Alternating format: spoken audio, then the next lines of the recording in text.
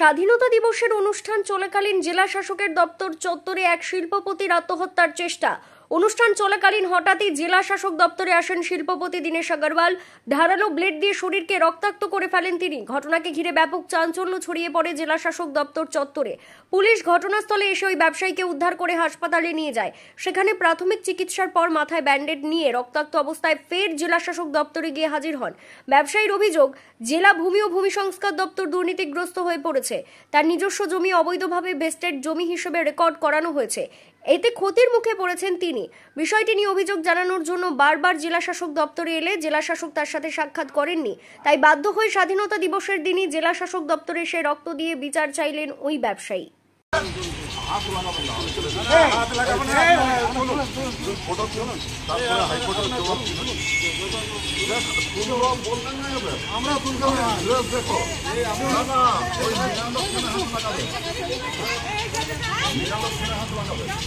আমি এখানে আমার একটা গণতান্ত্রিক অধিকার আছে আন্ডার আর্টিকেল 226। আপনি ওটা ভাঙতে পারেন না। সবাই বলছে আমি বাগমুন্ডিতে, আমি ঘরে, আমি এই জায়গায়, আমি ওই জায়গায়, আর পুলিশকে দিয়ে আবার আমাদেরকে করাচ্ছে। আর এই মোবাইলটা কি করলো আমাদের? হ্যাঁ পাঠান। আজকে ড্রেসিংটা করো। আমার রোগটার কি দাম আছে? 500 টাকা বোতল, 60 কোটি টাকা মেরে দিয়েছে। अरे मेरा भाई सुनने दो ना, 2 बोतल रक्त जाने दो। आज बंदे मातरम আছে, ঠিক আছে, আপনি ট্রিটমেন্টটা করান। দু রক্ত আবার আসবো সন্ধ্যাবেলায়, আবার রক্ত দিয়ে যাবো। তুমি আমি পুরুলিয়ায় সব রক্ত দিয়ে দিব। 60 কোটি টাকা মেরে দিয়েছে। হ্যাঁ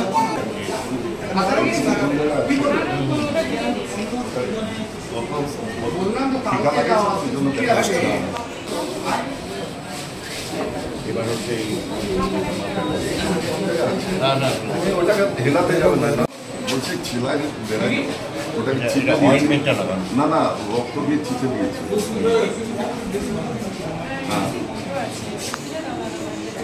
না না, ওটাই বলি, ওটা আমি রক্তটা দিয়ে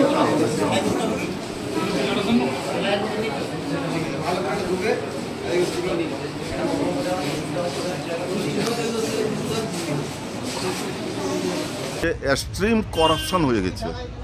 সব পুরুলিয়ার ইন্ডাস্ট্রি বন্ধ হয়ে গেছে, কোনো নতুন ইন্ডাস্ট্রি হচ্ছে না।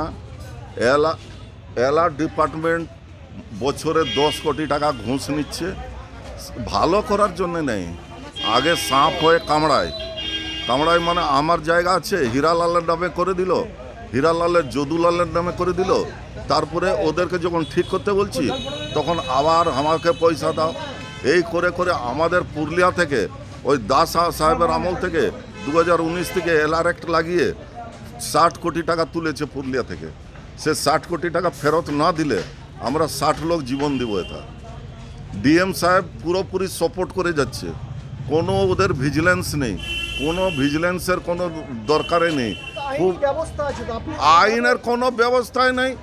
ও লুটে পাটে খাও, তোমাকে গল্পটা ভুলিয়ে দিচ্ছি কি বলে, আসি যায় বেতন পাই, দায়িত্ব কিছু নাই, কাজ করলে আমি এটা শহীদ, আমি না শহীদ হলে আরও লোকের তো ভালো হচ্ছে না, কেউ তো শুনছে না আমাদের। আমরা ব্যাকওয়ার্ডই ছিলাম, ব্যাকওয়ার্ডই আছি, আবার আমাদের রক্তটা টেনে নিচ্ছে।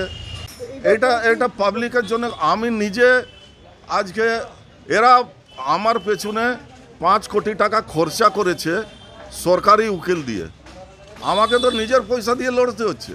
তারপরে 5 কোটি টাকা দিয়েও তো এরা হেরে গেল।